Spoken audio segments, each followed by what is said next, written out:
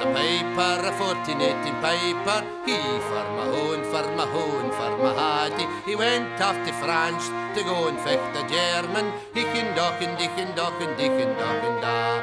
Donald Haley dun, Keddy dun, it he was dead man. He for my he and for my home, for my hardy. The ballads and the shrapnel were bussin' round his head man. Hicken docken, dicken docken, dicken docken da. A line quarter men, they put them on the stretcher. Hey, for my ear, for my home, for my hardy. They carried him away to where the doctors were waiting. Dicken docken, dicken docken, dicken docken da. Well, you see, they carried Donald away there to where the doctors were waiting, you see. And they put Donald in a big marble table. And the nurses was tickling Donald's toes, you see.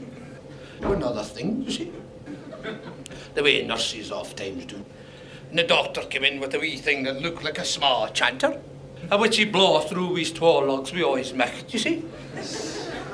And he put it to Donald's chest, you see. And he started tapping Donald about the chest the way doctors oft times do, you see. Well, then all of a sudden Donald came out of his coma, you see. He says, "Man," says he, "what's the work of you, man?" he says. "What kind of job have you got?" he says, "with your battering tappering me about the chest," he says, "with your wee chanter." "Oh," says the doctor, "calm yourself," he says. "Piper McTavish," says he, "calm yourself, man," he says. "Calm yourself," says Donald, "man.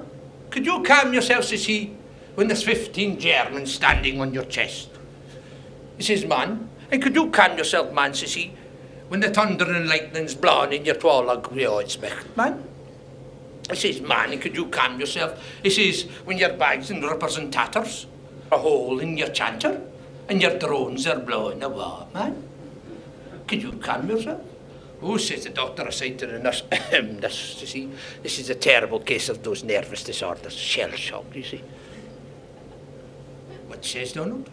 "Shell shock," says he to the nurse. "Piper McTavish," says he, "we've decided to send you for convalescence." "What, man?" says he. "What kind of lessons, man?" he says. "Me," he says, "the best piper in the Cameron Highlanders, man," he says. "Oh," says the doctor, "you Egypt, you galoot, came from Glasgow, you see. The Royal Infirmary, you see." He said, "You need it," he says. "No, that kind of lesson, man," he says. He says, "We decided to send you for convalescence, your health, man, to Perth in Scotland." "What," says Donald? "Scotland, man," says he. "A war through the trenches." "Aye," says the doctor. "Oh," says Donald, "I'm feeling poorly richt enough, you see." Cough, cough. "Well, you see, they put him on a horse and cart, then a train, then a boat, then another train, then another horse and cart, and he walked the rest of the way to Perth, 5 kilometres precisely, seeing as to how it's decimalisation nowadays." Well, he stayed in Perth for 4.5 weeks, 3.5 days, 2.5 hours and 25 minutes approximately, when all of a sudden the big pipe major of the Cameron Highlanders walked in. Says he, "Is it you, this Piper McTavish?" "Aye," says Donald. "Well, stand to attention when I'm talking to you, man." Well, he stood, you see. Pipe major says, "She's snotty nose, these pipe majors, you know." "You know," says he, "that the colonel wants to see you." "No," says Donald, "I didn't again," he says. "Will you kindly walk this way then," he says. Well, he couldn't walk his way, he walked his own way sideways, you see. Him being wounded? Well, then the colonel was sitting at the big oak table writing in the Gaelic and the English, you see. Wise men, these colonels. Donald stood there, he said, his cap off, he said, "Ahem, colonel," says he, "Ahem, sir." The colonel's writing, scratch, scratch, scratch, scratch, scratch, you see. Scratch, scratch, scratch, in the ink, you see. There's no Parker pens in those days. Well, then you see the colonel finally looks up. "Ahem," says Donald again. He says,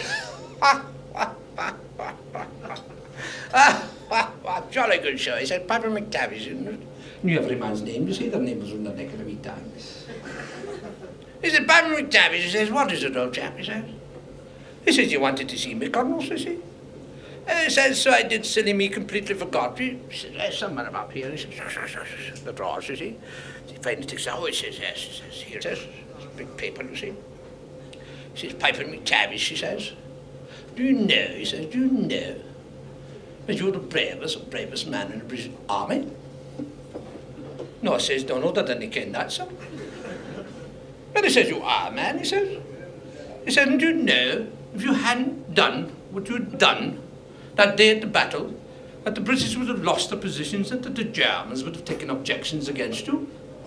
No, says Donald, I didn't ken that, sir, I'm awful sorry. So I says, don't be sorry, man, we've decided to award you the VC. The what, Colonel, he says? I've never been with a woman in my life, he says. I never did. Oh, he says, ha, ha, ha, ha. Dash it all, he says, silly boy, silly boy. He says, not that, man, the VC, the VC. He says, what kind of work is that, Colonel, he says? What kind of job is that, man? He says, not work at all, man. He said, it's large medal with a wee small pension. Donald was a paper, 1480 paper, hail for my heaper, a home for my hardy, Aberdeen and Russell for a fun for a hardy, dickin' dockin', dickin' dockin', dickin' dockin' da. Donald Healy Duncan, they known that he was dead, man, hail for my heaper, a home for my hardy, the Morris and the shrapnel were bustin' in his head, man, dickin' dockin', dickin' dockin', dickin' dockin' da.